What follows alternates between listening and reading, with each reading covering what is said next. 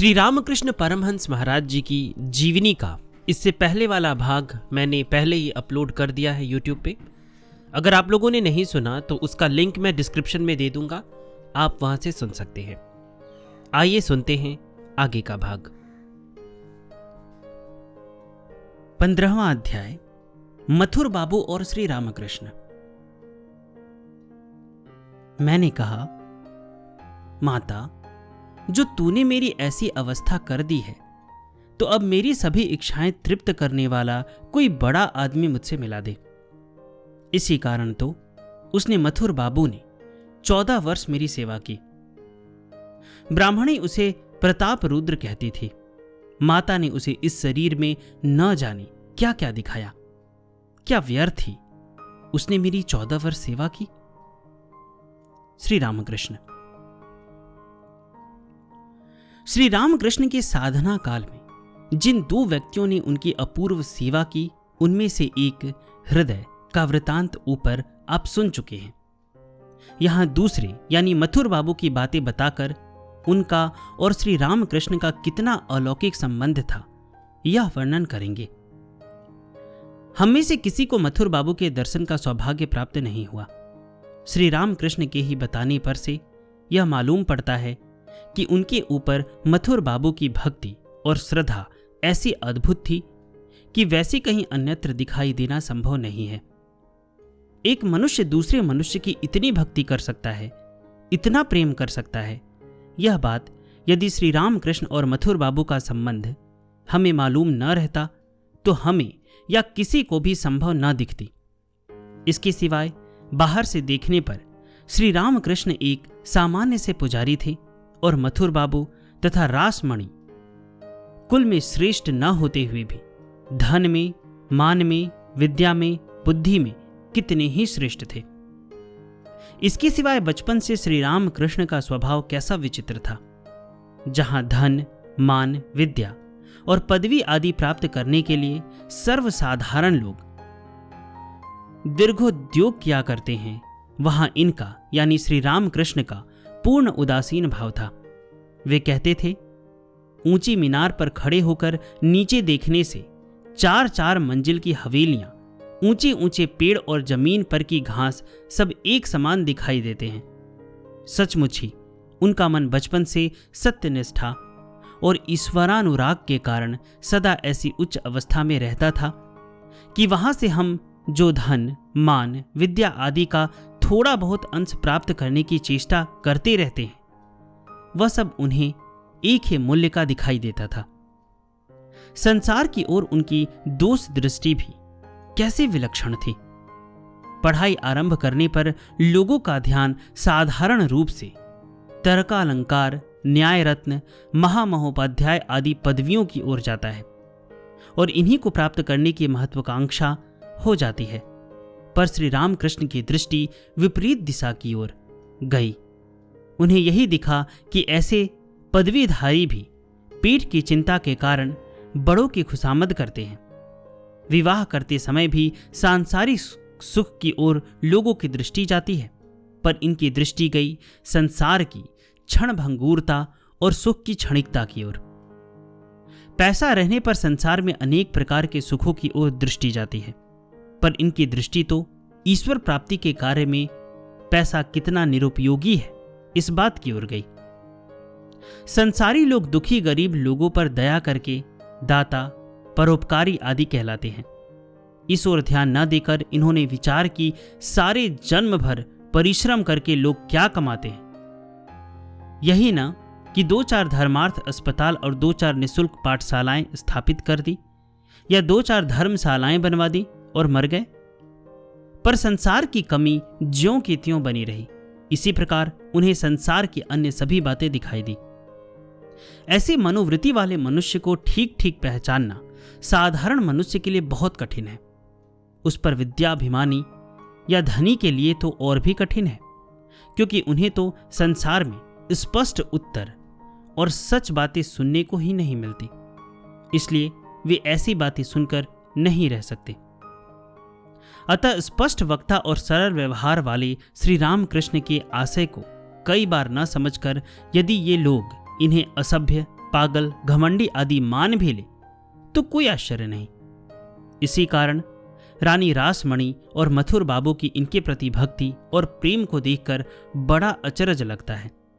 ऐसा मालूम होता है कि केवल ईश्वर कृपा के ही कारण इन दोनों का श्री रामकृष्ण पर इतना दृढ़ प्रेम हो गया था कि घटने के बदले वह उत्तरोत्तर वृद्धि को प्राप्त हुआ।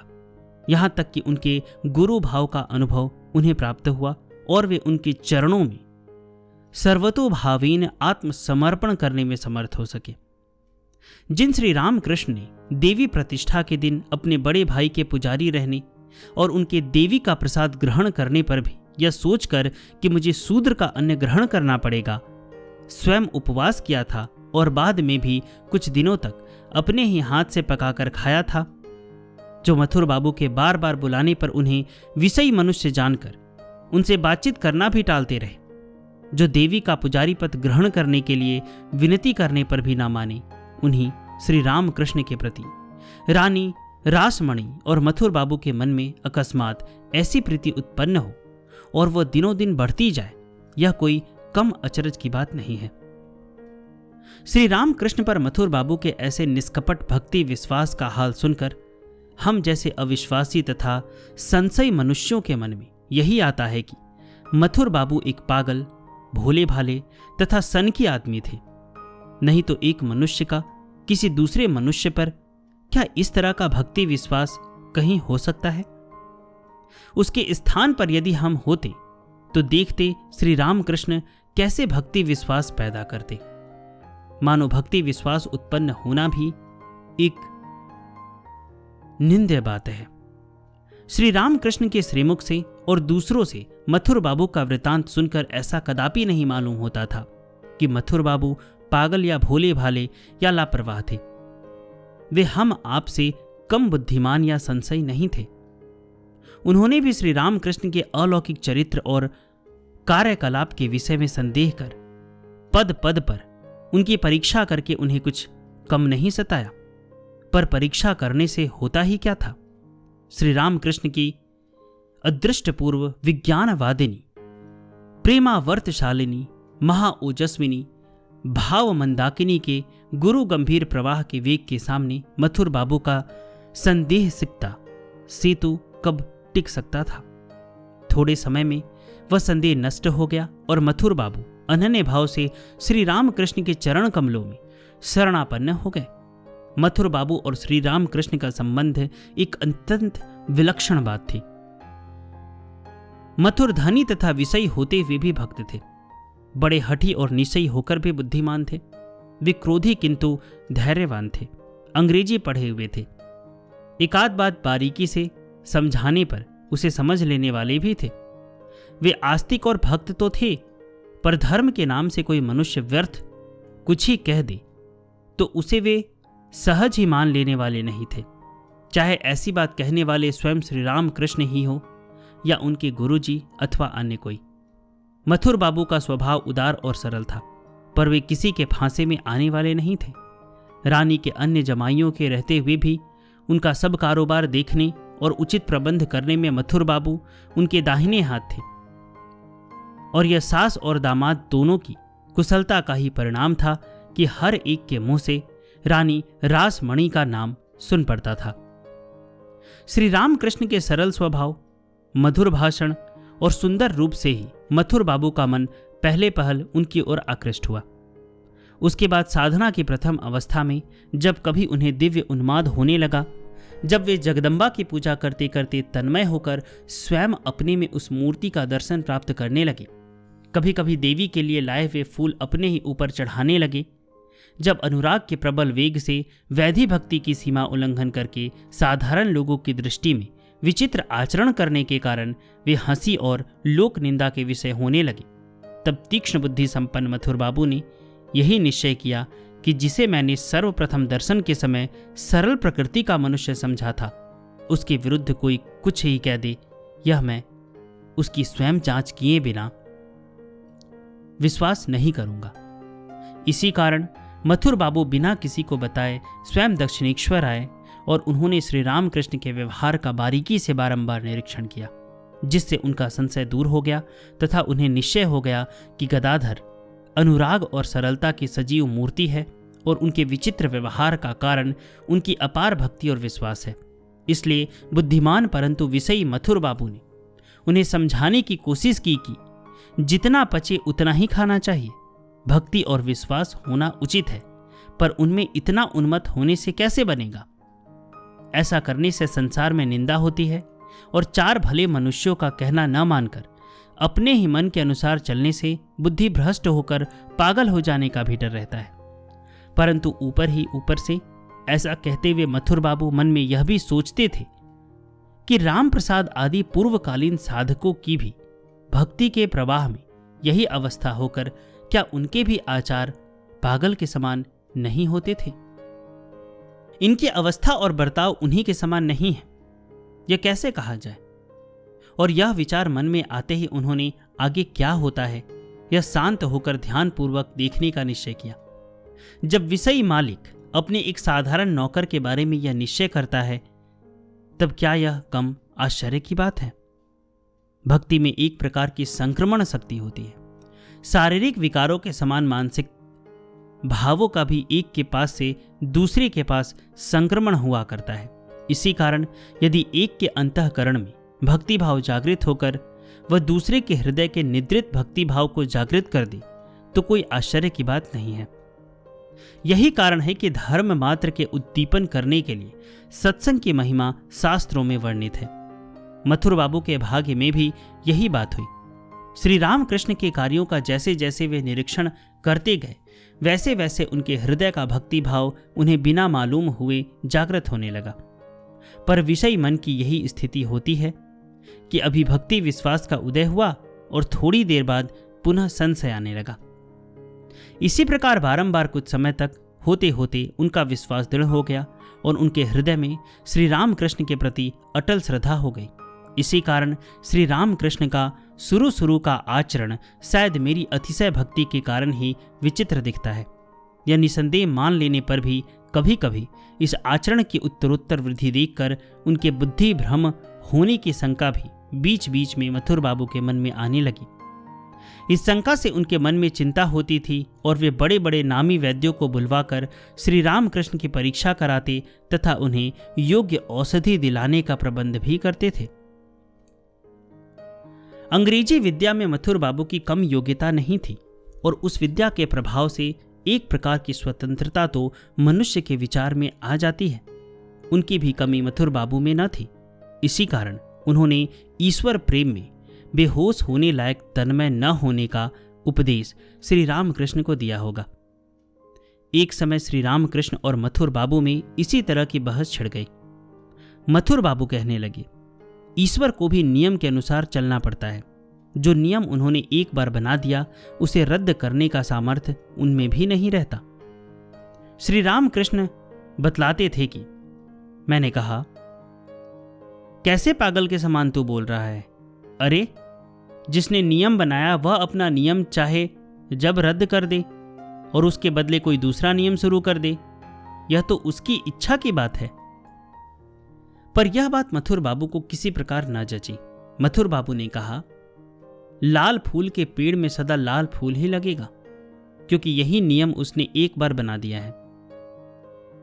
मैंने कहा, अरे भाई, उसके मन में जो आएगा वही वह करेगा, तब लाल और सफेद फूल की कौन सी बात है। पर उसने यह बात ना मानी। उसके दूसरे ही दिन मैं झाऊ तला की ओर शौच के लिए गया तो मुझे दिखा कि जासून के पेड़ में एक ही डाली पर दो फूल फूले हुए हैं, एक सुर्ख लाल और दूसरा शुभ्र श्वेत।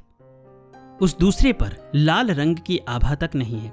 देखते ही मैंने वह पूरी डाली तोड़ ली और उसे लेकर मथुर बाबू के पास गया और उनके सामने उस डाली को फेंक कर मैं बोला, तू नहीं करता था ना, यह देख।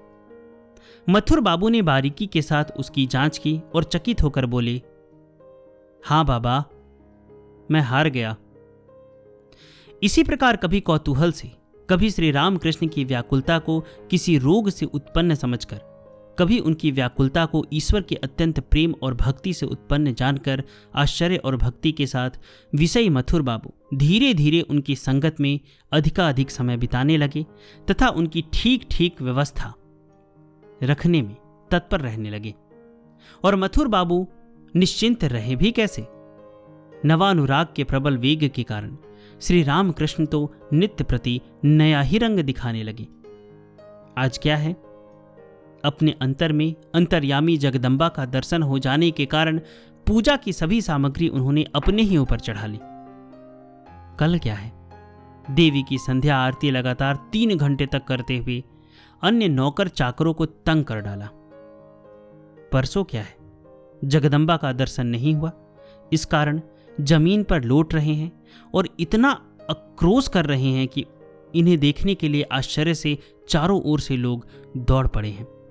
इस प्रकार प्रत्येक दिन की अलग अलग लीला हमें श्री रामकृष्ण के श्रीमुख से सुनने का सौभाग्य प्राप्त हुआ है।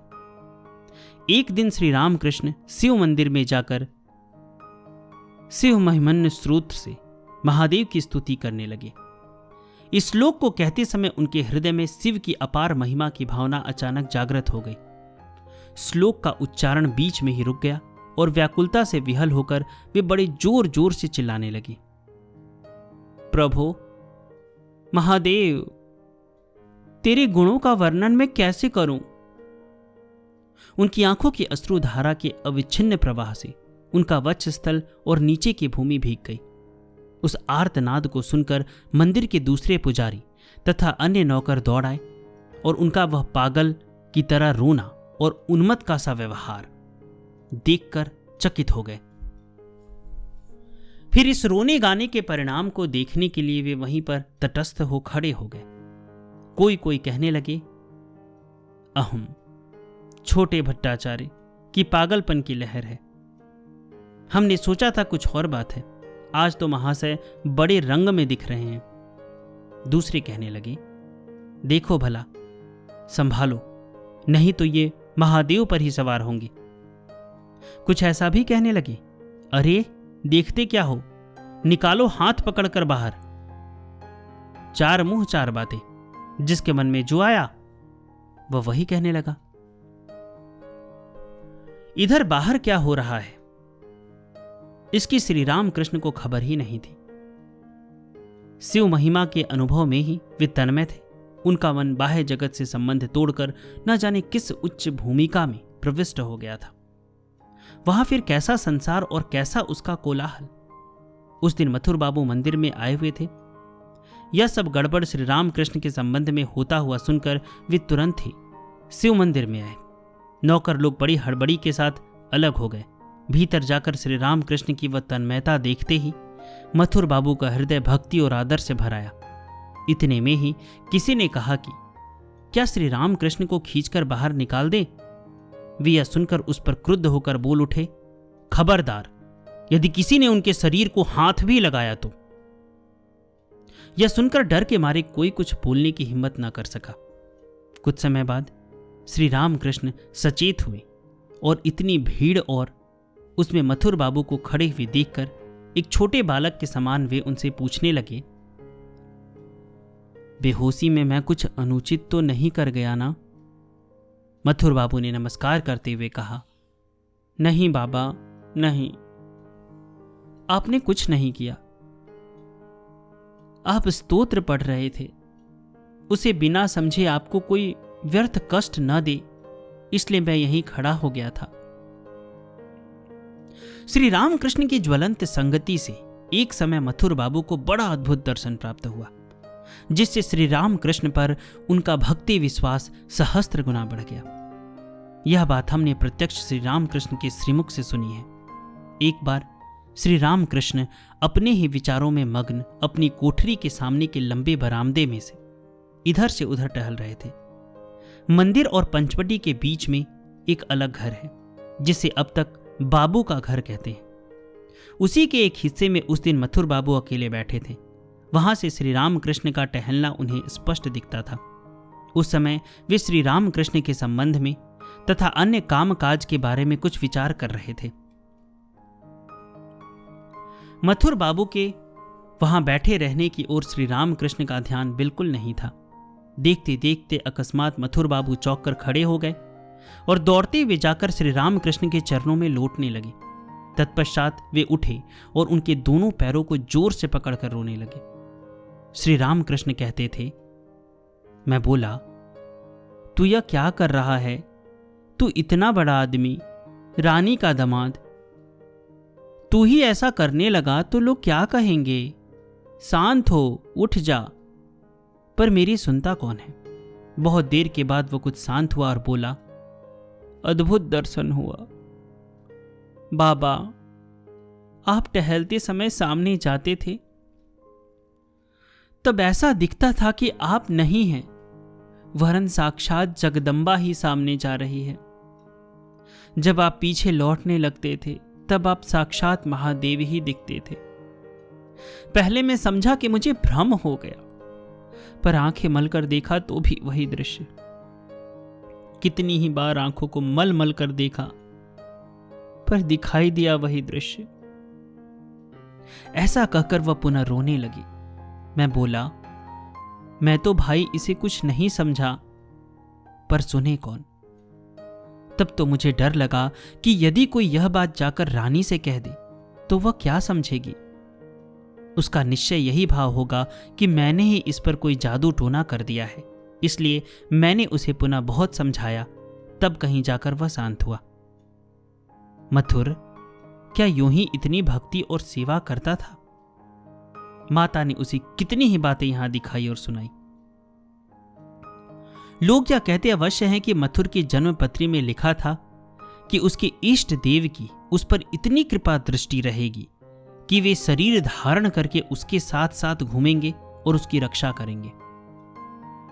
इस समय से मथुर बाबू का विश्वास और उनकी भक्ति बहुत दृढ़ हो गई, क्योंकि अब उन्हें पूरा निश्चय हो गया कि सर्वप्रथम दर्शन के समय ही जिनके संबंध में मेरा अच्छा भाव हो गया था और दूसरे लोगों की दिल्लगी उड़ाने पर भी जिनके विचित्र आचरण का थोड़ा बहुत मर्म मैं समझता था, वे श्री रामकृष्ण यथार्थ में कोई सामान्य व्यक्ति नहीं है। श्री रामकृष्ण के शरीर के आश्रय से साक्षात जगदम्बा ही मुझ पर अपना अनुग्रह करने के लिए आई है और मेरी जन्म पत्रिका में बताया हुआ भविष्य सचमुच ठीक उतर रहा है। यथार्थ में मथुर बाबू के बड़े भाग्यशाली होने में कोई संशय नहीं है। शास्त्रों का वाक्य है कि जब तक शरीर है तब तक भले और बुरे दोनों प्रकार के कर्म मनुष्य द्वारा हुआ ही करेंगे। साधारण मनुष्य की तो बात ही क्या, मुक्त पुरुषों का भी यही हाल है। साधारण मनुष्य अपने अपने कर्मों का फल आप स्वयं ही भोगते हैं, पर मुक्त पुरुषों के शरीर से होने वाले पाप पुण्यों का फल कौन भोगे? वे स्वयं तो उसे भोगते ही नहीं, क्योंकि अभिमान ही सुख दुख का भोगने वाला होता है। और मुक्त पुरुषों का अहंकार तो सदा के लिए समूल नष्ट हो जाता है। कर्म के साथ साथ उसका फल लगा ही रहता है और मुक्त पुरुषों द्वारा भी कर्म होते ही रहते हैं। तब इन फलों को भोगेगा कौन? यहां पर शास्त्र वाक्य है कि जो बद्ध पुरुष उन मुक्त पुरुषों की सेवा करते हैं, उन पर प्रीति करते हैं, वे उनके शुभ कर्मों का फल भोगते हैं, और जो पुरुष उनसे द्वेष करते हैं वे उनके अशुभ कर्मों का फल भोगते हैं। साधारण मुक्त पुरुषों की सेवा से जब इस प्रकार का फल मिलता है तो ईश्वर अवतारों की भक्ति प्रीति पूर्ण सेवा का कितना फल मिलता होगा, इसकी तो सिर्फ कल्पना ही की जा सकती है। श्री रामकृष्ण के प्रति मथुर बाबू की भक्ति उत्तरोत्तर अधिक होने लगी और श्री रामकृष्ण की सब इच्छाएं तत्काल तृप्त करना तथा उनकी हर तरह से निरंतर सेवा करना वे अपना परम सौभाग्य समझने लगे। श्री रामकृष्ण की शारीरिक प्रकृति के अनुसार उन्हें रोज शरबत पिलाना आवश्यक मालूम होने पर उनकी भी व्यवस्था उन्होंने कर दी। श्री रामकृष्ण के स्वास्थ्य बिगड़ने पर उन्हें औषधि देने के लिए उन्होंने कलकत्ता के प्रसिद्ध वैद्य गंगा प्रसाद सेन और डॉक्टर महेंद्र लाल सरकार को नियुक्त कर दिया। श्री जगन्न माता को जैसे आभूषण पहनाने की इच्छा श्री रामकृष्ण की होती थी, वैसे ही आभूषण मथुर बाबू तत्काल बनवाकर श्री देवी जी को अर्पण कर देते थे। वैष्णव तंत्रोक्त सखी भाव की साधना करते समय श्री रामकृष्ण को स्वयं अपना स्त्री वेश बनाने की इच्छा होते ही मथुर बाबू ने उसी समय सब प्रकार के हीरा जवाहरित जड़े हुए अलंकार, बनारसी साड़ी, ओढ़नी इत्यादि ला दी। श्री रामकृष्ण की पानी हाटी का महोत्सव देखने की इच्छा होते ही मथुर बाबू ने उनके वहां जाने का प्रबंध कर दिया। और इतना ही नहीं, उन्हें भीड़ में कहीं चोट न लगे इसलिए साथ में 2-4 सिपाही लेकर बिना किसी को बताए स्वयं उनके शरणार्थ वहां गए। इस प्रकार की अद्भुत सेवा के वृतांत के साथ साथ वैश्याओं के मेले में जाने से उनके मन में असद्भाव उत्पन्न होता है या नहीं, देवी की अपार संपत्ति उनके नाम लिख देने की बात निकालने से उन्हें लोभ उत्पन्न होता है या नहीं, इत्यादि उनके अनेक प्रकार की परीक्षा लेने की बातें भी हमने श्री रामकृष्ण के श्रीमुख से सुनी है। इससे पता लगता है कि मथुर बाबू का विश्वास धीरे धीरे ही दृढ़ हुआ था। सर्व परीक्षाओं में उत्तीर्ण होने के कारण जैसे जैसे वे विश्वास की कसौटी पर ठीक उतरने लगे और उत्तरोत्तर अधिक उज्जवल स्वरूप धारण करने लगे, वैसे वैसे उनका श्री रामकृष्ण पर प्रेम अधिकाधिक होता गया। मथुर बाबू ने देखा कि लाखों रुपए का लोभ दिखाने से भी जिनके वैराग्य में लेश मात्र भी कमी नहीं होती, सुंदर स्त्रियां जिनके मन में किंचित विकार उत्पन्न नहीं कर सकती, सांसारिक मान अपमान से जिनके मन में कुछ भी अहंकार उत्पन्न नहीं होता, कारण कि मनुष्य को भगवान जानकर पूजा करने से बढ़कर मान और कौन सा हो सकता है, जो सब प्रकार के ऐहिक विषयों से संपूर्ण उदासीन है, जो मेरे जीवन के अनेक दोषों को देखकर भी मुझ पर इतना प्यार करते हैं और अनेक संकटों से मुझे उबारते हैं और सब प्रकार से मेरी कल्याण की कामना करते हैं, वे सचमुच में मनुष्य वेशधारी होते हुए भी न तत्र सूर्यो भाति न चंद्र तारकम नेमा विद्यतो भांति कुतो अमग्नि, ऐसे किसी दूरस्थ साम्राज्य के निवासी हैं। एक और बात का प्रभाव मथुर बाबू के अंतःकरण पर पड़ा, वह है इस अद्भुत चरित्र का माधुर्य। ऐसी अलौकिक ईश्वरी शक्ति का इनमें पूर्ण विकास होते हुए भी वे स्वयं बालक के बालक ही बने थे, थोड़ा भी अहंकार उनमें नहीं था। वाह रे चमत्कार! उनके अंतःकरण में जो भी भाव उत्पन्न हो उसे 5 वर्ष के बालक के समान वे सरलता से कह देते थे। लेश मात्र छिपाने का प्रयत्न नहीं करते थे, जैसे भीतर वैसे बाहर। दूसरे को कदापि कष्ट नहीं देते थे, दूसरे का नुकसान होने लायक वे कभी कुछ नहीं कहते थे, चाहे उसके कारण उन्हें स्वयं कितना भी कष्ट क्यों न उठाना पड़े। मथुर बाबू के हलदर नाम के एक पुरोहित थे। श्री रामकृष्ण पर बाबूजी की इतनी भक्ति देखकर उसे ईर्ष्या होने लगी। वह मन में कहता था, इस मनुष्य ने जादू टोना करके हमारे बाबूजी को वश में कर लिया है। मैं आज कितने दिनों से अपना प्रभाव उन पर डालना चाहता हूं, पर इसके कारण मैं कुछ कर ही नहीं पाता। 30 पर भी बालक के समान स्वांग बनाता है। यदि इतना सरल है तो भला बताए हमें अपनी वशीकरण विद्या, पर वैसा नहीं करेगा। मैंने अपनी सारी विद्या लगा दी थी और बाबू मेरे वश में आ ही रहे थे कि न मालूम कहां से यह व्याधि आ गई।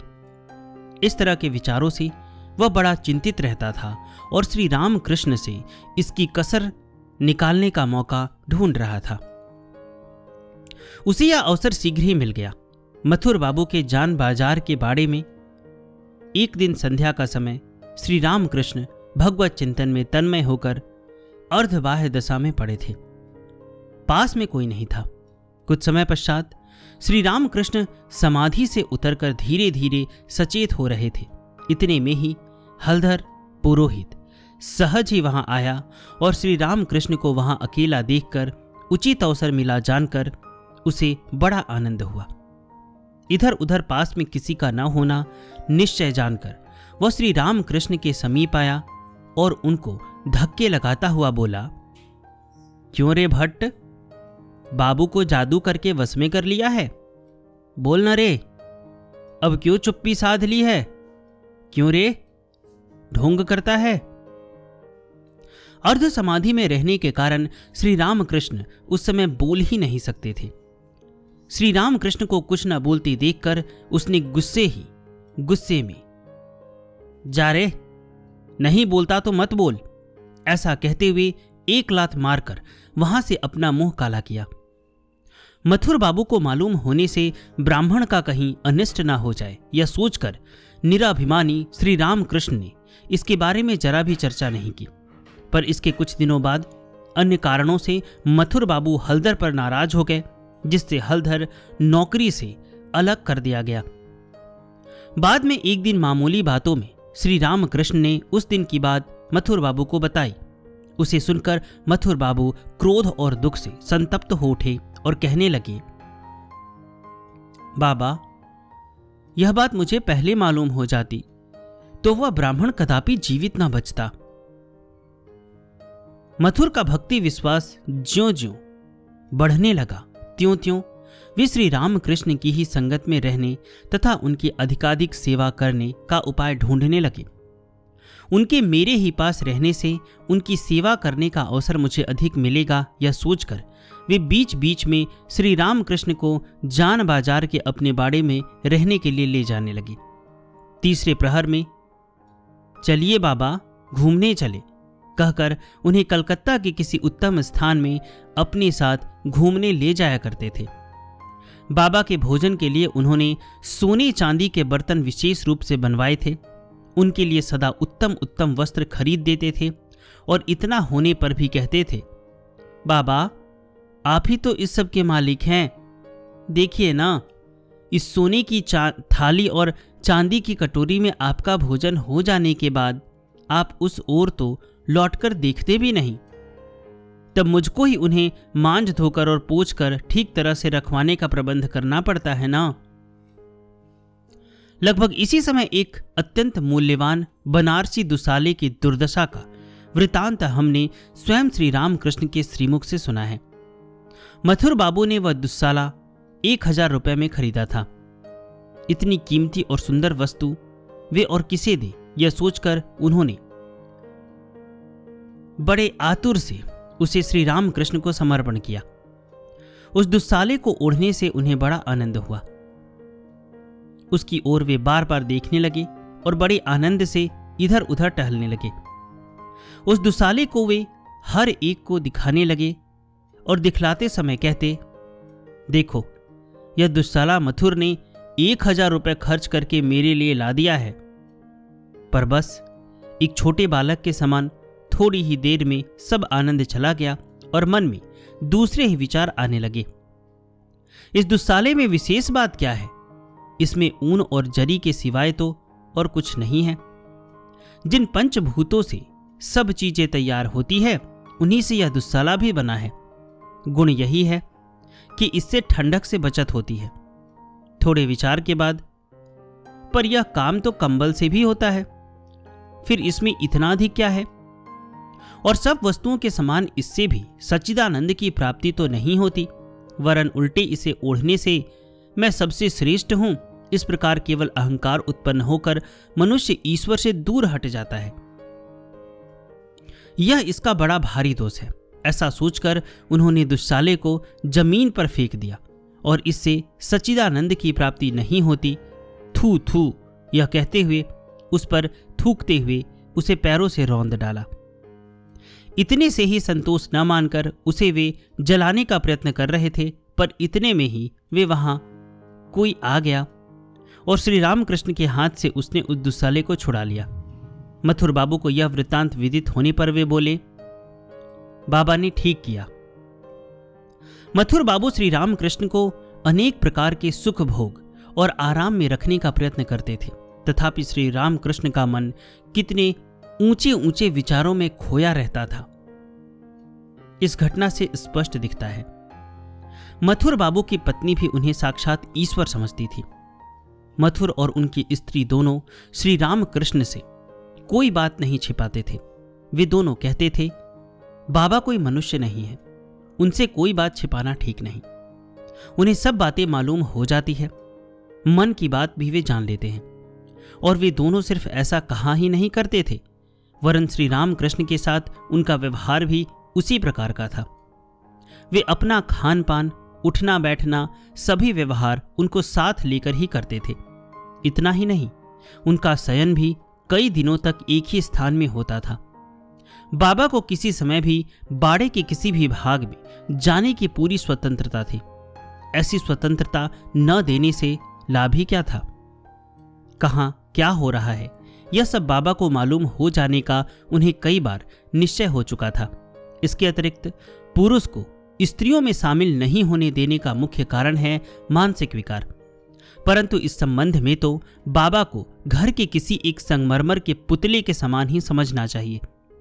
किसी अपरिचित पुरुष को देखकर स्त्रियों के मन में जिस प्रकार लज्जा और संकोच उत्पन्न होता है, वैसा भाव मथुर बाबू के यहाँ किसी स्त्री के मन में श्री रामकृष्ण को देखकर नहीं होता था। उन्हें वे उनमें से ही एक या कोई 5 वर्ष के छोटे बालक के समान प्रतीत होते थे। सखी भाव से साधना करते समय वे स्त्री वेश धारण करके इन स्त्रियों में मिल जाते थे। दुर्गा पूजा के समय इन स्त्रियों के साथ वे श्री जगदम्बा पर चंवर डुलाया करते थे। किसी स्त्री का पति आ जाए तो ठाठ बाट से सजाकर पति के साथ बोलते कि रीति आदि सिखाकर उसे पति के शयन मंदिर में पहुंचाकर वे वापस आते थे।